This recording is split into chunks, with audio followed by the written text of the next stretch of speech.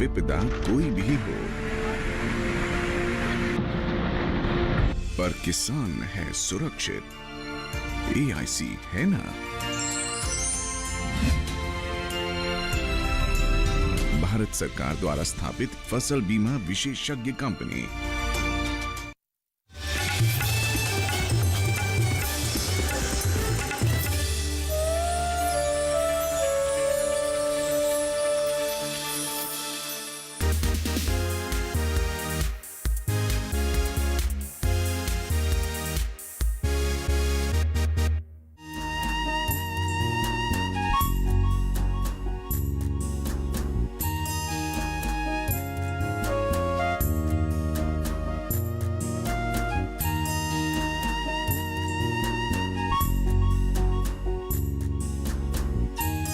भारत में मसाले हमारे जीवन में भोजन के अभिन्न अंग हैं।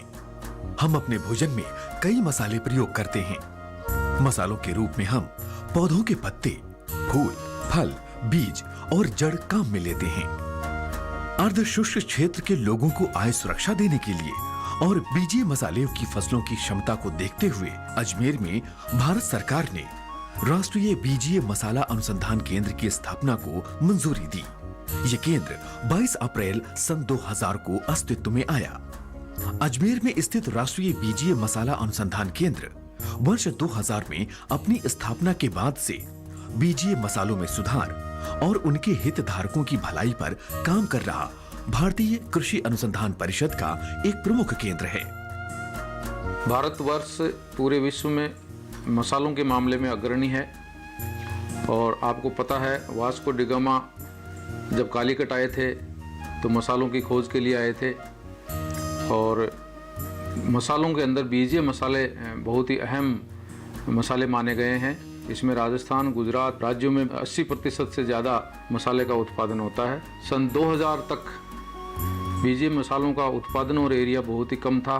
5 लाख हेक्टेयर के आसपास एरिया था और 2 से 3 लाख टन उत्पादन था और उस समय तक ये था कि इन पे बहुत ही कम अनुसंधान कार्य हो रहे थे। उस समय ये सोचा गया कि इन मसालों पे अनुसंधान कार्य होने चाहिए ताकि किसानों को ज़्यादा से ज़्यादा फायदा मिल सके।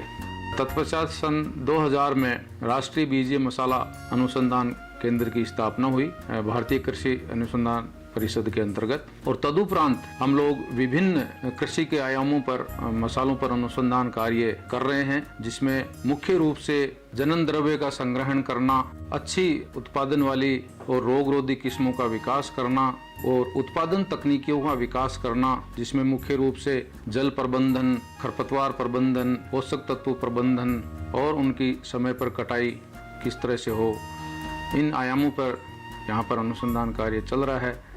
कीट और बीमारी नियंत्रण पे भी यहाँ पर कार्य चल रहा है, जिसमें कौन सा कीट कौन सी फसल पे कब आता है, किस एरिया में ज़्यादा आता है, कौन सी बीमारी किस फसल में कब आती है, किस एरिया में ज़्यादा आती है, उसका किस तरह से प्रबंधन किया जाए।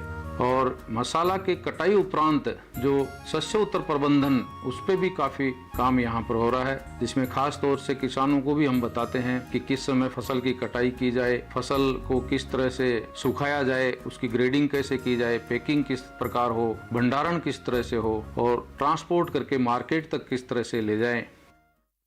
केंद्र का उद्देश्य निर्यात और घरेलू मांग के विशेष संदर्भ में बीजीय मसाले के उत्पादन, उत्पादकता और गुणवत्ता बढ़ाने के लिए बुनियादी और रणनीतिक अनुसंधान का संचालन करना है। फसल सुधार एवं मूलभूत विज्ञान विभाग के अंतर्गत बीजीय मसालों पर शोध हो रहा है। फसल सुधार और मूलभूत विज्ञान विभाग के अंतर्गत हमारे यहाँ पर जो अनुसंधान कार्य किए जा रहे हैं, उसमें सबसे प्रमुख है भारतवर्ष के विभिन्न जलवायु क्षेत्र में जाकर के और बीजीय मसालों के जितने भी जनन द्रव्य हैं उनको एकत्रित करना और फिर उसको संस्थान के अनुसंधान क्षेत्र में उनको उगाना, उनका सतत मूल्यांकन करना, उनका विश्लेषण करना और उसमें से फिर अच्छे किस्म के जो जनन द्रव्य हैं उनको छांटना और उसके बाद उसको एक उत्तम किस्म के रूप में विकसित करना। तो ये संस्थान लगातार ये कार्य कर रहा है और आज की तारीख तक लगभग 24 बीजीय मसालों की किस्में हम विकसित कर चुके हैं, जिसमें से 14 वैरायटी किस्में जो हैं वो राष्ट्रीय स्तर पर अधिसूचित हो चुकी हैं।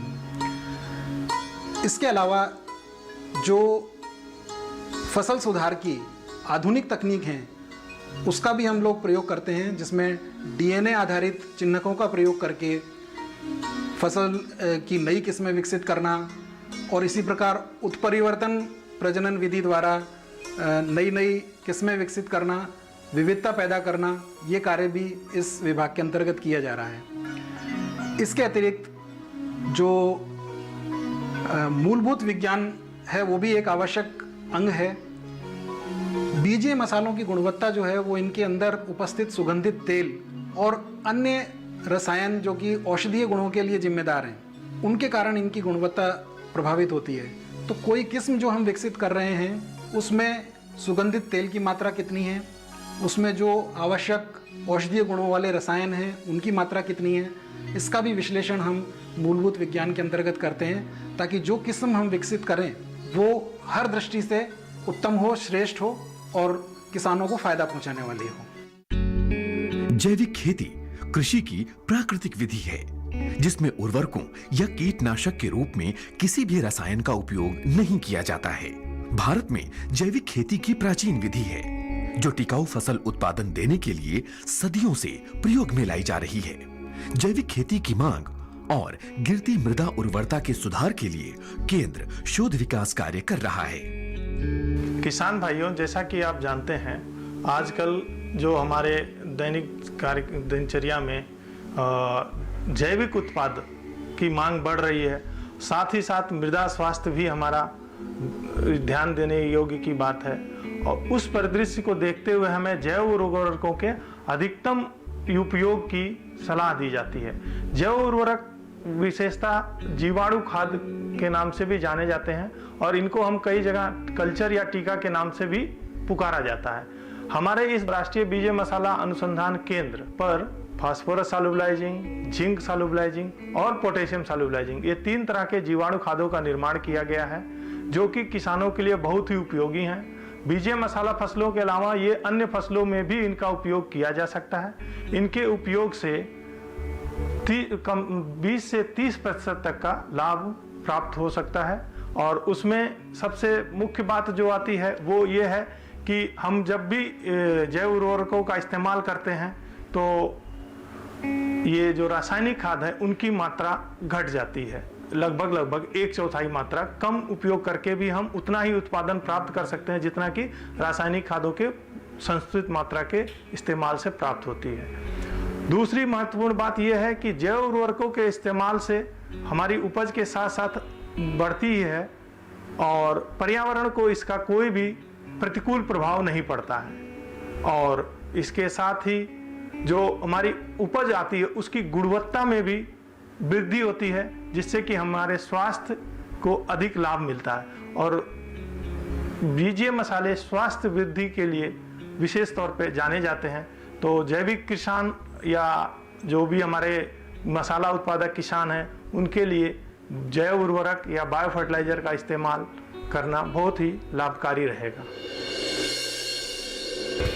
फसल उत्पादन इकाई का मूल उद्देश्य है कि हम कम से कम समय में, कम से कम स्थान में और कम से कम खर्चे में हम अधिक से अधिक फसलों का उत्पादन ले सकें।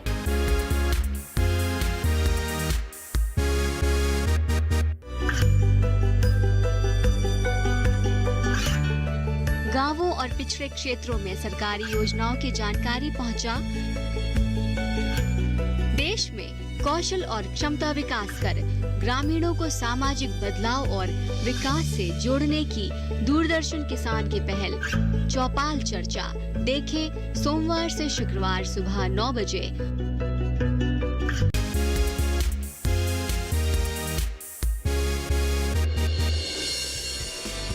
हमारे यहाँ पर जो अनुसंधान कार्य किए जा रहे हैं उसमें सबसे प्रमुख है भारतवर्ष के विभिन्न जलवायु क्षेत्र में जाकर के और बीजीय मसालों के जितने भी जनन द्रव्य हैं उनको एकत्रित करना। बीजीय मसालों की उत्पादकता अपेक्षाकृत कम है, जिनके कई कारण हैं, जैसे कीट, बीमारियां, खरपतवार और उपयुक्त वैज्ञानिक तकनीक का अभाव।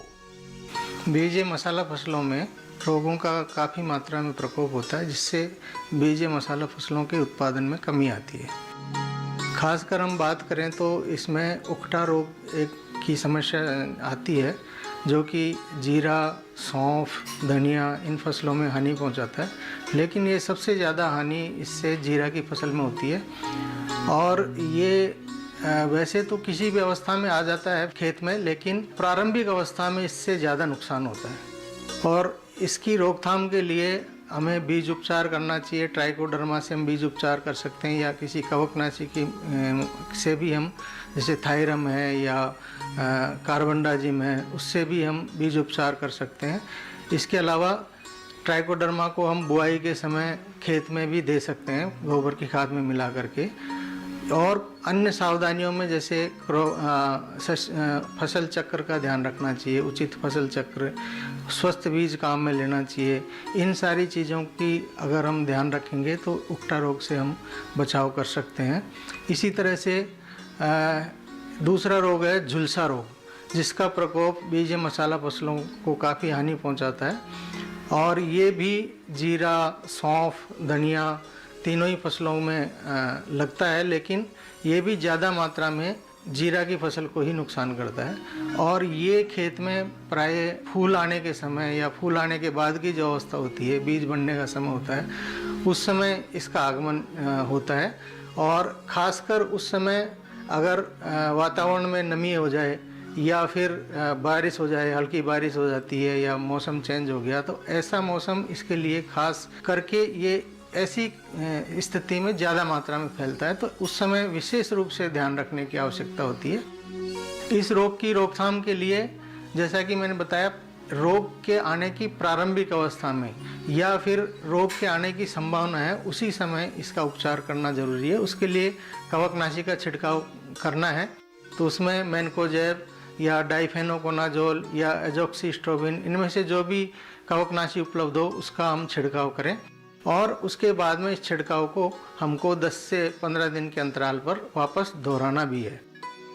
इसके अलावा बीजे मसाला फसलों में एक छाछिया रोग, जिसको पाउडरी मिल्ड्यू बोलते हैं, उसका भी प्रकोप होता है। और लगभग सभी बीजे मसाला फसलें छाछिया रोग से ग्रसित होती हैं। और ये खासकर बाद की अवस्था में आता है, यानी कि जब फरवरी मार्च के महीने में जब फसल पक के तैयार होने को होती है, उस समय इसका प्रकोप ज़्यादा होता है। और इसमें पत्तियों के ऊपर सफ़ेद रंग का चूर्ण बनता है और बाद में वो सारे पौधे के ऊपर फैल जाता है।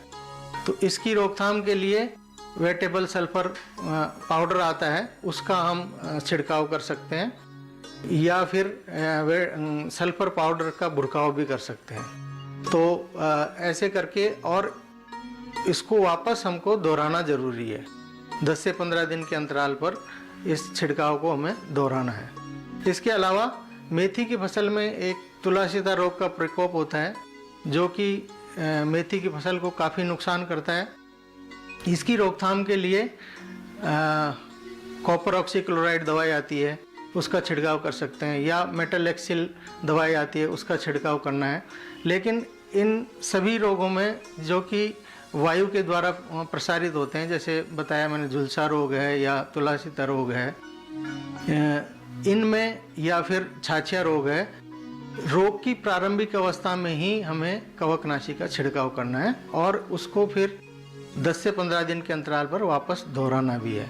इसी तरह से अगर हम बात करें तो धनिया की फसल में तना सूजन रोग करके एक लगता है, जो कि काफ़ी मात्रा में धनिया की फसल को नुकसान करता है। और ये रोग खासकर जो धनिया का एरिया है, जैसे राजस्थान में कहें तो हाड़ौती वाला एरिया है, या फिर उससे लगता हुआ मध्य प्रदेश का एरिया है, वहाँ पर ज़्यादा मात्रा में इससे नुकसान होता है। और इसके बचाव के लिए हम सिफारिश करते हैं कि यहाँ हमारे यहाँ संस्थान से ही 2 किस्में विकसित की गई हैं, अजमेर धनिया 1 और अजमेर धनिया 2। ये दोनों किस्में इस रोग के प्रति प्रतिरोधक क्षमता रखती हैं। तो जिन स्थानों में इस रोग का प्रकोप होता है प्राय, वहाँ पर इन किस्मों को अपनाना चाहिए। इसके अलावा उचित फसल चक्र अपनाना है, खेत की साफ सफाई रखनी है, बीज उपचार करना है, और आवश्यकतानुसार हम कवकनाशी का छिड़काव भी कर सकते हैं। तो इस तरह से हम बीजे मसाला फसलों को रोगों से बचा सकते हैं। नए आंकड़ों के आधार पर भारत में लवणीय और क्षारीय मृदाओं का विस्तार 67.0 लाख हेक्टेयर आंका गया है और इन क्षेत्रों का 25% भूजल लवणीय है या क्षारीय है या फिर लवणीय क्षारीय है। लवणीय और क्षारीय मृदाओं को उपयोग करने के दो पहलू हैं। पहला, भूमि सुधार प्रक्रिया से सामान्य फसलों के उगाने योग्य बनाना या फिर ऐसी फसलों का चयन करना जो कि मृदा में बगैर किसी सुधार के सफलतापूर्वक उगाई जा सकें। इन दोनों विकल्पों में से दूसरा विकल्प कम खर्चे वाला और लगातार उत्पादन देने वाला है। सामान्य फसलों की तुलना में बीजीय मसालों का क्षेत्रफल बहुत अधिक नहीं है, फिर भी इनकी मांग की आपूर्ति के लिए इन समस्याग्रस्त जल और मृदाओं को उपयोग में लाया जा सकता है। केंद्र के वैज्ञानिक और शोधकर्ता जलवायु, मिट्टी, पानी की उपलब्धता और उसकी प्रकृति के आधार पर बीजीय मसालों की तकनीकों को विकसित कर रहे हैं। फसल उत्पादन इकाई का मूल उद्देश्य है कि हम कम से कम समय में, कम से कम स्थान में और कम से कम खर्चे में हम अधिक से अधिक फसलों का उत्पादन ले सकें। हमारे बीजीय मसाले न सिर्फ मसाले हैं, ये औषधीय सुगंधीय पौधे हैं, इसलिए इनकी उत्पादन तकनीकी भी अन्य फसलों की तुलना में अलग है। इस वजह से इन्हें हम विषम परिस्थितियों में भी उगा सकते हैं। इसके लिए हम बुआई से लेकर कटाई तक हमारे पास नई नई उत्पादन तकनीकी इजाद की हैं। इन उत्पादन तकनीकी में हम विभिन्न जगह पर इनका टेस्ट करके ये पता किया है कि हमारी जो बीजीय मसाले हैं वो विभिन्न मिट्टियों में, जिन में कि अन्य फसल लेना असंभव है, उनमें भी इन्हें लिया जा सकता है। जैसे कि इन्हें अम्लीय मृदाओं में धनिया और विलायती सौंफ को आसानी से लिया जा सकता है, सफलतापूर्वक उगाया जा सकता है। उसी प्रकार क्षारीय में सौंफ को, लवणीय में जीरे को और कम पोषक तत्व की अवस्था में हम अजवाइन को सफलतापूर्वक ले सकते हैं और पानी की बहुत कमी की अवस्था में हम जीरा ले सकते हैं और सौंफ को हम सफलतापूर्वक ले सकते हैं। इसी प्रकार से हम इनकी कटाई के समय इस बात का ध्यान रखते हैं कि इनको किस समय इनकी कटाई की जाए जिससे कि हम इसकी गुणवत्ता बढ़ा सकें। जैसे लखमनी सौंफ को अपरिपक्व अवस्था में करने से इनकी गुणवत्ता बढ़ जाती है और किसान को अधिक लाभ प्राप्त होता है।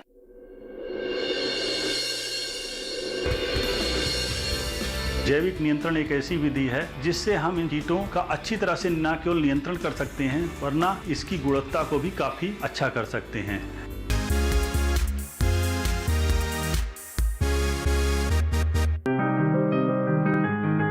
बीमारियों से कैसे बचेगी फसल?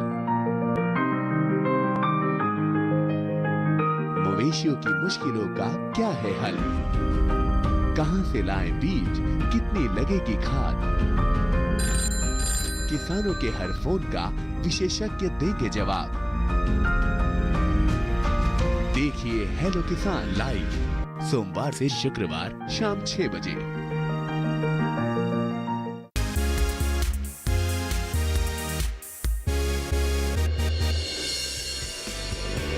तना सूजन रोग धनिया की फसल को नुकसान करता है। संस्थान से ही 2 किस्में विकसित की गई हैं, अजमेर धनिया 1 और अजमेर धनिया 2। इस रोग के प्रति प्रतिरोधक क्षमता रखती हैं।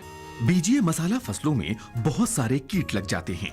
ये कीट खेतों में फसलों के उगने से लेकर बीजों के पकने तक अनेक प्रकार से फसलों को नुकसान पहुंचाते हैं।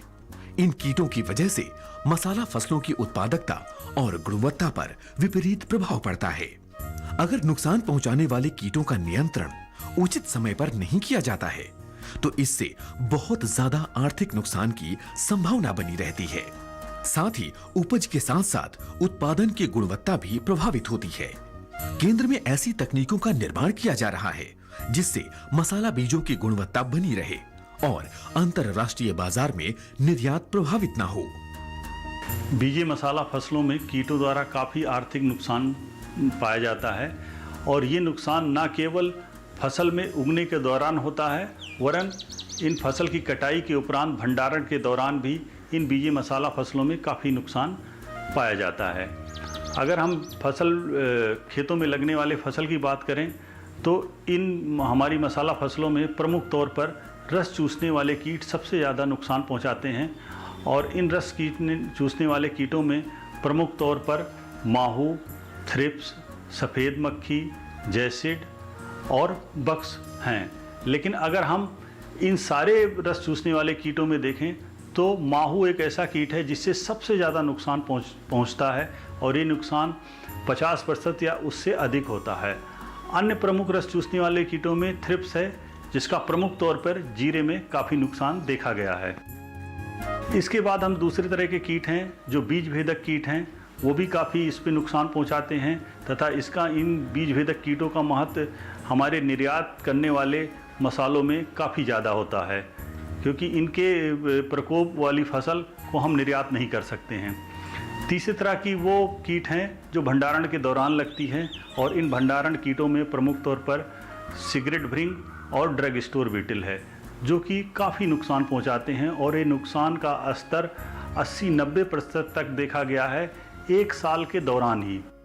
अब अगर हम इनके नियंत्रण की बात करें तो हम जैसा जानते हैं हमारी बीजे मसाला फसलें काफ़ी क्वांटिटी में बाहर निर्यात की जाती हैं, और अगर इन हमारी मसाला फसलों में केवल हम रासायनिक कीटनाशकों का उपयोग करेंगे तो इसमें मौजूद अवशेष, कटाई उपरांत अवशेष हमें निर्यात में बाधा डालते हैं तथा हम इन फसलों को निर्यात नहीं कर सकते हैं।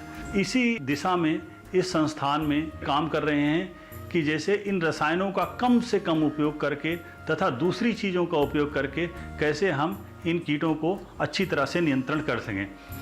मैं किसान भाइयों को एक चीज़ और बताना चाहता हूँ, ये बीजे मसाला फसलों में ना केवल ऐसे कीट होते हैं जिनसे फसलों को आर्थिक क्षति होती है, वरना ऐसे कीट भी हैं जो मित्र कीट कहते हैं, जो इन हानिकारक कीटों का भक्षण करते हैं तथा पराग करने वाले कीट हैं, जिनको पॉलिनेशन कहते हैं। ज़्यादातर हमारी मसाला फसलें परपरागित हैं, अतः इनके परागण के लिए कीटों का होना अति आवश्यक है। और हम देखते हैं यहाँ पर एक खास करके छोटी मक्खी है जिसको एपिस फ्लोरिया कहते हैं, वो काफ़ी संख्या में इन बीजे मसाला फसलों में पाई जाती है। अतः हमें नियंत्रण करते समय, इन हानिकारक कीटों का नियंत्रण करते समय हमें ये देखना जरूरी है कि इन अच्छे कीटों का पे कम से कम नुकसान हो और इनका संरक्षण हो सके। इसी दिशा में नियंत्रण के लिए जैविक नियंत्रण एक ऐसी विधि है जिससे हम इन कीटों का अच्छी तरह से न केवल नियंत्रण कर सकते हैं, वरना इसकी गुणवत्ता को भी काफ़ी अच्छा कर सकते हैं। इस संस्थान में तथा इस जैविक नियंत्रण प्रयोगशाला में हैं, इसी दिशा में हम काम कर रहे हैं।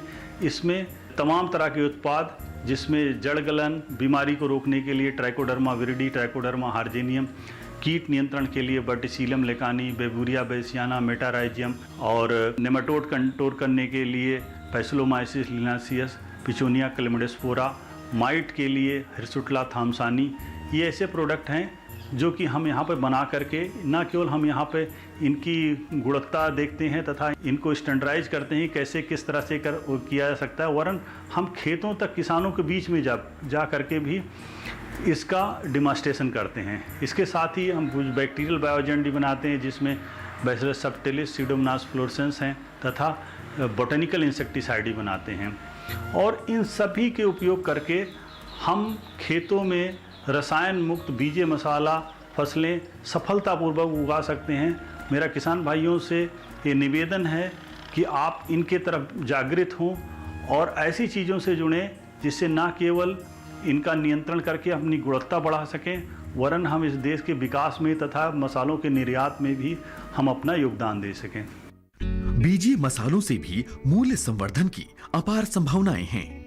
इसके माध्यम से न केवल अधिक मुनाफा कमाया जा सकता है, बल्कि ग्रामीण युवाओं के खेती की तरफ कम हो रहे आकर्षण को दोबारा स्थापित किया जा सकता है। मसालों के विभिन्न उत्पाद भी यहाँ पर बनाए गए हैं, जिसमें खासकर मेथी के बिस्किट हैं, मुखवास है, कुछ पेय पदार्थ हैं, ब्लेंडेड मसाले हैं, क्रायोजेनिक पाउडर हैं। ऐसी कई आयामों पर कार्य यहाँ पर हो रहा है। और ख़ास बात मैं आपको ये बताऊं कि जो अनुसंधान कार्य यहाँ पर हो रहे हैं, जो किस्मों का विकास हो रहा है, जो तकनीकियाँ यहाँ विकसित हो रही है, उन तकनीकियों को विभिन्न माध्यमों के द्वारा किसानों तक पहुँचाना, क्योंकि हमारा मेन उद्देश्य जो है वो है लघु और सीमांत किसान का विकास हो कृषि के विभिन्न आयामों के माध्यम से।